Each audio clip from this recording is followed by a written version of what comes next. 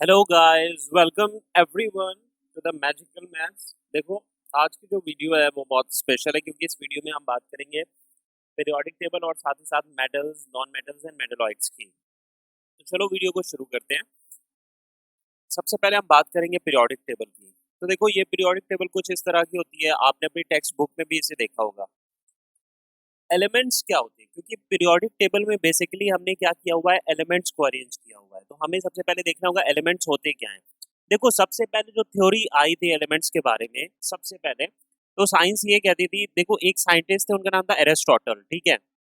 उन्होंने सबसे पहले एलिमेंट्स को लेकर थ्योरी दी थी। उन्होंने कहा था कि जो कुछ भी है, मींस ऑल द यूनिवर्स या अर्थ, वो चार चीजों से मिलकर बनी है। एयर से, वाटर, फायर और अर्थ से।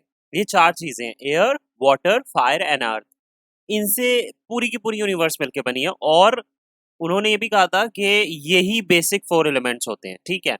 लेकिन बहुत सालों तक ये थ्योरी बहुत ज़्यादा फेमस रही, लेकिन बाद में जाकर के हमें एलिमेंट्स के बारे में और ज़्यादा नॉलेज हुई। और आज आज के टाइम में साइंटिस्ट ने अब तक 92 नेचुरल एलिमेंट्स डिस्कवर किए हैं, और साथ ही साथ 28 जो है वो आर्टिफिशियल एलिमेंट्स साइंटिस्ट ने खुद बनाए हैं। तो आप सोच सकते हो हमारे पास अभी कितने ज़्यादा एलिमेंट्स हैं, ठीक है। अब एलिमेंट्स की बात करते हैं। देखो, एलिमेंट्स होते क्या हैं। हमारे अराउंड जो कुछ भी है दैट इज अ मैटर, ठीक है। कुछ भी हमारे आसपास है, जो भी हम देख सकते हैं, छू सकते हैं, महसूस कर सकते हैं, अ, अ, जिन्हें हम नाउन्स कहते हैं, वो सब के सब मैटर्स हैं, ठीक है।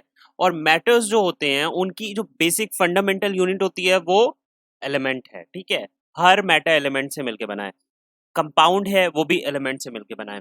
तो हम ये कह सकते हैं कि एंटायर यूनिवर्स जो है वो एलिमेंट से ही मिलके बनी है, ठीक है। बात करते हैं, अगर हम कंपोजिशन ऑफ एलिमेंट्स की बात करें, तो अर्थ की अगर हम बात करेंगे तो उसमें सबसे ज्यादा कौन सा एलिमेंट्स है।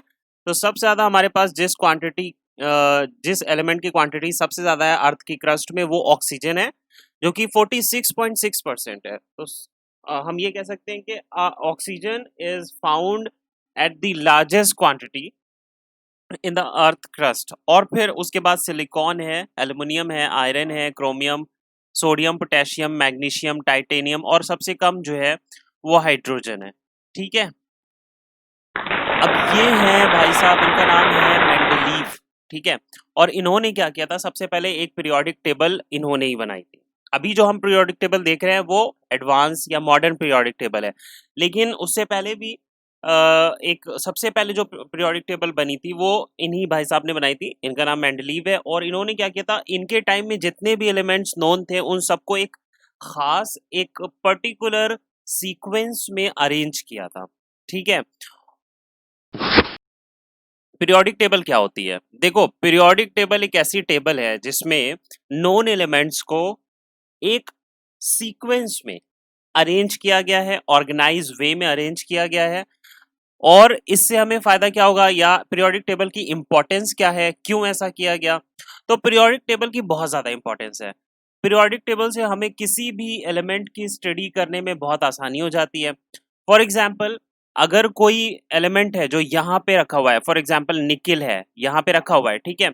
तो आप देख रहे हो, अगर ये यहाँ पे रखा हुआ है तो इसकी इस पर्टिकुलर पोजीशन की वजह से निकल की बहुत सारी प्रॉपर्टीज हमें ऐसे ही पता चल जाएंगी। तो किसी भी एलिमेंट की पर्टिकुलर पोजीशन की वजह से हमें उसकी केमिकल और फिजिकल प्रॉपर्टीज पीरियोडिक टेबल की हेल्प से पता हो जाती हैं, ठीक है। इसलिए पीरियोडिक टेबल की बहुत ज्यादा इंपॉर्टेंस है।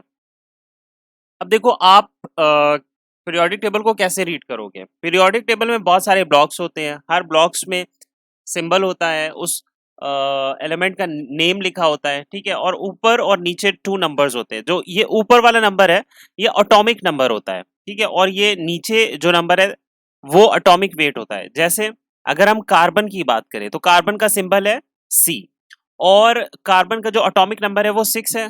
कार्बन का जो एटॉमिक वेट है, या इसे मॉलिक्यूलर वेट भी बोलते हैं, वो 12.01 है। अब देखो, एटॉमिक नंबर क्या होता है।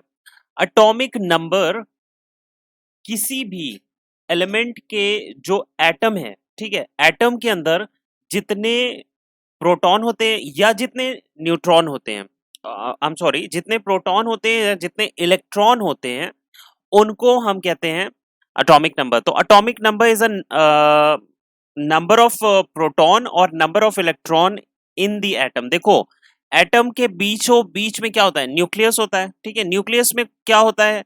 न्यूक्लियस में न्यूट्रॉन और प्रोटॉन दो चीजें होती हैं। और इलेक्ट्रॉन जो है वो डिफरेंट ऑर्बिट में क्या करते हैं? इसके अराउंड रिवॉल्व करते हैं, ठीक है। तो मान लो इसके न्यूक्लियस में 6 प्रोटॉन है, ठीक है, 6 प्रोटॉन है। तो इस एलिमेंट का जो एटॉमिक नंबर होगा वो 6 होगा। तो एटॉमिक नंबर क्या है? Atomic number is the number of proton और we can say number of electron, क्योंकि किसी भी एलिमेंट में जो न्यूट्रल एटम होता है उसमें जितने प्रोटॉन होते हैं उतने ही इलेक्ट्रॉन उसके न्यूक्लियस के चारों तरफ रिवॉल्व करते हैं। तो एटॉमिक नंबर को हम दो तरीके से डिफाइन कर सकते हैं कि एटॉमिक नंबर वो नंबर है that is the number of proton in the nucleus, या फिर number of electron surrounding the nucleus, ठीक है। अब हम बात करते हैं सिंबल की। सिंबल क्या होता है? तो सिंबल कुछ नहीं है, एक छोटा सा एब्रीविएशन है, यानी शॉर्ट फॉर्म है, जिससे हम किसी एलिमेंट के नेम को शॉर्ट फॉर्म में लिखते हैं। जैसे कार्बन का सिंबल सी होता है, ठीक है। इसी तरीके से बहुत सारे एलिमेंट हैं, और जितने भी एलिमेंट्स हैं सबका कोई ना कोई सिंबल होता है। अब देखो, बात करते हैं एटॉमिक मास की। हमने एटॉमिक नंबर तो देख लिया, अब एटॉमिक मास क्या होता है? एटॉमिक मास जो होता है या एटॉमिक वेट जो होता है वो प्रोटॉन और न्यूट्रॉन के सम के इक्वल होता है। अभी मान लो ये कार्बन, कार्बन का एटम है आपके पास, ये उसका न्यूक्लियस है। तो इसमें न्यूट्रॉन है और प्रोटॉन है, और जो इलेक्ट्रॉन है वो डिफरेंट ऑर्बिट्स में इसके चारों तरफ रिवॉल्व कर रहे हैं। तो किसी भी एटम के न्यूक्लियस में न्यूट्रॉन और प्रोटॉन के सम को उसका एटॉमिक वेट बोलते हैं, ठीक है। तो इसका मतलब ये हुआ कि कार्बन का जो न्यूक्लियस है उसमें न्यूट्रॉन और प्रोटॉन का सम जो है वो 12.01 है, ठीक है। अब बात करते हैं हम कैसे हम फाइंड करेंगे कि किसी न्यूक्लियस में कितने प्रोटॉन, कितने न्यूट्रॉन हैं और कितने इलेक्ट्रॉन उसके चारों तरफ रिवॉल्व कर रहे हैं। तो ये आपको ये सारी चीजें ध्यान रखनी है। पहली चीज, number of proton is equal to atomic number, ठीक है। यानी किसी भी एलिमेंट का जो एटॉमिक नंबर होता है वो नंबर ऑफ प्रोटॉन के इक्वल होता है। जितने प्रोटॉन है वही उसका एटॉमिक नंबर होगा। इसी तरीके से आप ये भी बोल सकते हो कि एटॉमिक नंबर जो होता है वो नंबर ऑफ इलेक्ट्रॉन के इक्वल होता है, यानी जितने इलेक्ट्रॉन है वो उसका एटॉमिक नंबर होगा। फाइन। और नंबर ऑफ न्यूट्रॉन आप कैसे फाइन करोगे? एटॉमिक मास जो होता है या एटॉमिक वेट होता है राउंडेड ऑफ जैसे वहां पे 12.01 था कार्बन का, तो उसे हम 12 लेते हैं, ठीक है।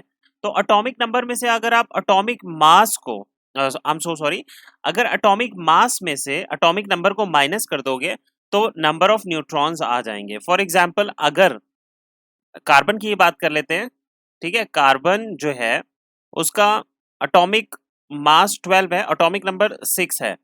तो अगर आपको इसमें ये फाइंड करना है कि न्यूट्रॉन कितने हैं, तो आप एटॉमिक मास में से माइनस कर दो एटॉमिक नंबर को, तो 12 माइनस 6 6 आ जाएगा। तो न्यूट्रॉन इसमें कितने होंगे? 6 होंगे। फाइन।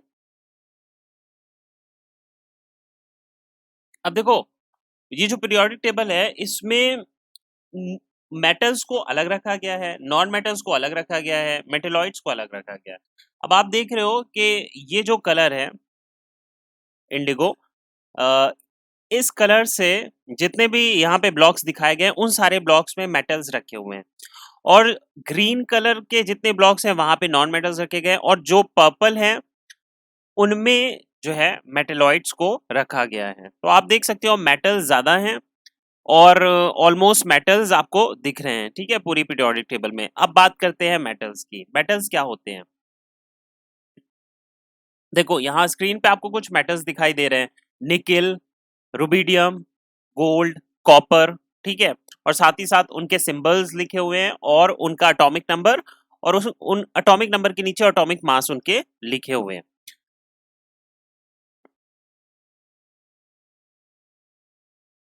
अगर पीरियोडिक टेबल में मेटल्स की प्रेजेंस की बात करें तो आप देख रहे हो, मैंने पीछे भी बताया था कि मेटल्स जो हैं, ये जिगजैग लाइन जो आपको दिख रही है, ये वाली लाइन, ठीक है, ये जिगजैग लाइन के इस तरफ यानी लेफ्ट में जितने भी ये आपको दिखाई दे रहे हैं, ये सारे के सारे क्या हैं, मेटल्स हैं, ठीक है। और इधर ये जो अलग से एक सीरीज बनाई गई है, इनमें भी आपके मेटल्स ही हैं। फाइन। अब हम प्रॉपर्टीज ऑफ मेटल्स की बात करते हैं। मेटल्स की क्या प्रॉपर्टीज होती हैं? तो सबसे पहली जो प्रॉपर्टी होती है मेटल की, वो ये है कि मेटल्स बड़े शाइनी होते हैं, लस्ट्रस, यानी ये लस्ट्रस होते हैं, शाइन करते हैं। जैसे यहाँ पे आप देख रहे हो सीजियम, तो ज्यादातर मेटल्स जो होते हैं उनमें ये प्रॉपर्टी होती है कि वो शाइन करते हैं और लस्ट्रस प्रॉपर्टी होती है। फिर हम दूसरी प्रॉपर्टी की बात करते हैं, जो कि है डक्टिलिटी या डक्टाइल होना। मेटल्स डक्टाइल होते हैं। डक्टाइल का मतलब ये होता है कि हम मेटल्स के पतले पतले तार बना सकते हैं, वायर्स, उनको वायर्स के फॉर्म में कन्वर्ट कर सकते हैं, ठीक है। अगर आपके पास कोई नॉन मेटल है, फॉर एग्जांपल चौक है आपके पास, ठीक है, तो चौक के क्या आप वायर बना सकते हैं? अगर आप उसको खींचोगे पकड़ कर, या उस पर प्रेशर लगाओगे, दोनों तरफ से खींचोगे, तो वो तो टूट जाएगा ना, उसको आप वायर में कन्वर्ट नहीं कर सकते। लेकिन मेटल्स की ये प्रॉपर्टी होती है, जैसे हम डक्टिलिटी बोलते हैं, और ये प्रॉपर्टी क्या होती है कि इस प्रॉपर्टी की वजह से ही हम मेटल्स को पतले पतले वायर्स में कन्वर्ट कर सकते हैं। तो मेटल्स डक्टाइल होते हैं। फिर हम बात करते हैं, मेटल्स मैलिएबल होते हैं। अब मैलिएबिलिटी क्या होती है? देखो, मैलिएबिलिटी भी एक प्रॉपर्टी है। ये वो प्रॉपर्टी है जिसकी वजह से कोई मेटल को डिफरेंट डिफरेंट हम पतली पतली शीट्स में कन्वर्ट कर सकते हैं, ठीक है। Metals can be hammered into sheets, यानी अगर हम इसे हैमर करें तो हम इन्हें पतली पतली शीट्स में कन्वर्ट कर सकते हैं। इस प्रॉपर्टी को मैलिबिलिटी बोलते हैं, ठीक है। फिर हम बात करेंगे कि मेटल्स जो है उनका मेल्टिंग पॉइंट बहुत हाई होता है। Metals have high melting point, यानी ये मेल्ट होते हैं बहुत ज्यादा टेम्परेचर पे, और ये बहुत ज्यादा डेंस भी होते हैं, ठीक है। एक और प्रॉपर्टी मेटल्स की ये है कि ये कंडक्टर्स होते हैं। इलेक्ट्रिसिटी के भी कंडक्टर्स होते हैं और हीट के भी कंडक्टर्स होते हैं। मतलब मेटल में इलेक्ट्रिसिटी भी चल सकती है और हीट भी बहुत आसानी से, यानी बहुत जल्दी ये ये हीट अप हो जाते हैं। अगर इन्हें गर्म किया जाए बहुत जल्दी गर्म हो जाते हैं। तो ये हीट और इलेक्ट्रिसिटी दोनों के कंडक्टर होते हैं।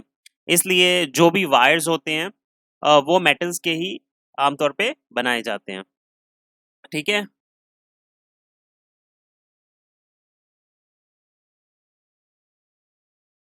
आप देख रहे हो यहाँ पे मेटल्स के कॉपर वायर, आप देख रहे हो कॉपर वायर, यहाँ पे बैटरी है।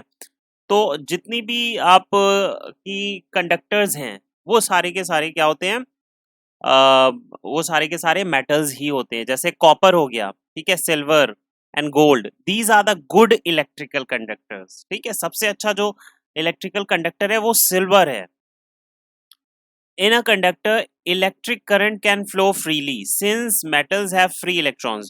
अच्छा, ऐसा क्यों होता है कि मेटल्स जो है वो गुड कंडक्टर ऑफ इलेक्ट्रिसिटी होते हैं? ऐसा इस वजह से होता है क्योंकि मेटल्स में फ्री इलेक्ट्रॉन्स होते हैं, और वो फ्री इलेक्ट्रॉन्स क्या करते हैं, वो मूव कर सकते हैं, फ्रीली मूव कर सकते हैं।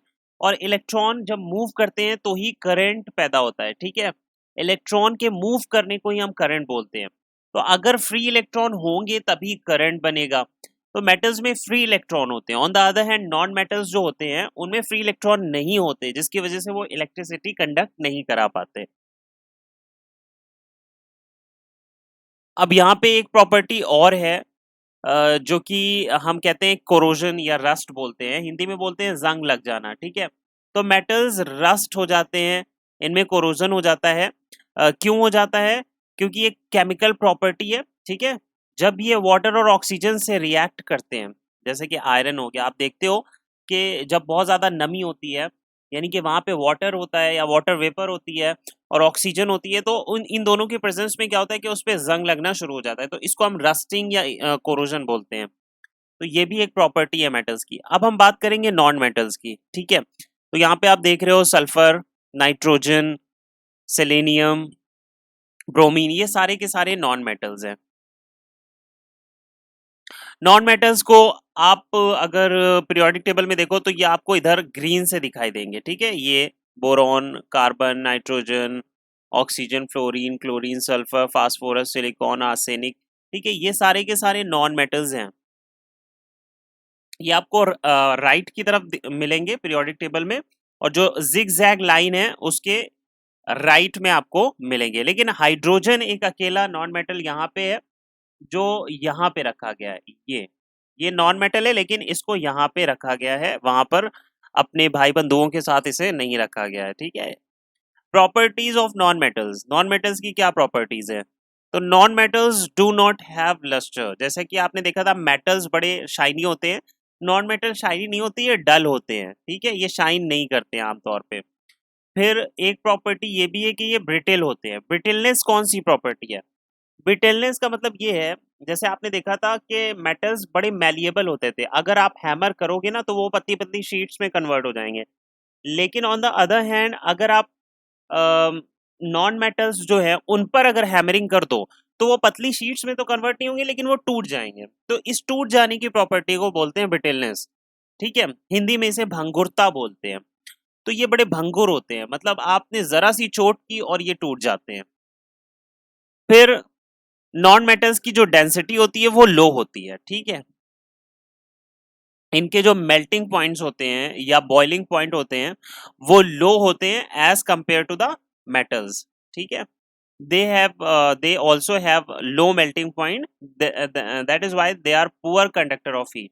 क्योंकि ये हीट के पुअर कंडक्टर इस वजह से होते हैं, इनकी जो मेल्टिंग पॉइंट है वो बहुत लो होती है। और ये इलेक्ट्रिसिटी के भी पुअर कंडक्टर होते हैं, इनमें इलेक्ट्रिसिटी भी पास नहीं होती। अब हम बात करेंगे मेटलॉइड्स की। अब यहाँ पे कुछ मेटलॉइड्स हैं जैसे जर्मेनियम, सिलिकॉन, आर्सेनिक, पोलोनियम। और ये पीरियोडिक टेबल में आपको कहाँ मिलेंगे मेटलॉइड्स? तो ये देख रहे हो आप, ये पूरी सीरीज यहाँ पे, ये जो अलग से सीरीज दी गई है, ठीक है।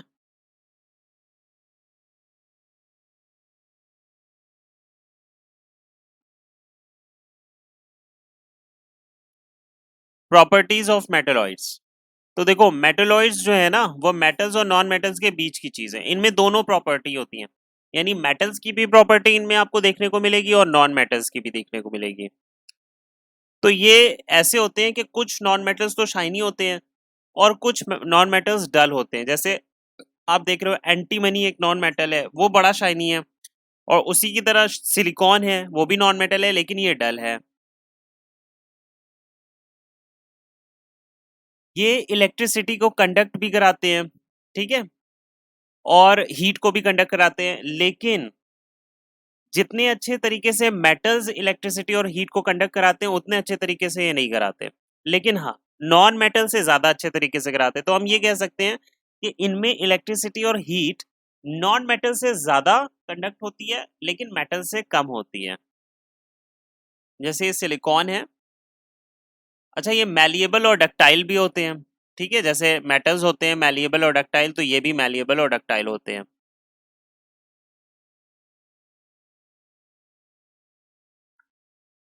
एक और चीज विच इज वेरी इंपॉर्टेंट, कि जो पीरियोडिक टेबल है उसमें अगर आप ऐसे देखोगे यानी लेफ्ट टू राइट जाओगे तो इनको बोलते हैं पीरियड्स, ठीक है। इनको पीरियड्स बोलते हैं। तो कितने पीरियड है अगर हम देखें, 1 2 3 4 5 6 7, 7 पीरियड्स आपको दिख रहे हैं। तो 7 पीरियड्स होते हैं हमारी पीरियोडिक टेबल में। और अगर आप ऊपर से नीचे की तरफ जाओगे तो इन्हें हम बोलते हैं ग्रुप, ठीक है। तो कितने ग्रुप है? 1 2, ये थर्ड ग्रुप है, और ये फोर्थ ग्रुप है, फिफ्थ, सिक्स, 7 8 9 10 11 12 13 14 15 16 17 18। तो आप देख रहे हो 18 ग्रुप है और 7 पीरियड है। Okay, so guys, this is all for today. I hope आपको ये वीडियो इन्फॉर्मेटिव लगा होगा। अगर आपको इन्फॉर्मेटिव लगा है तो you can subscribe the channel and like and hit the press bell icon too. Thank you so much.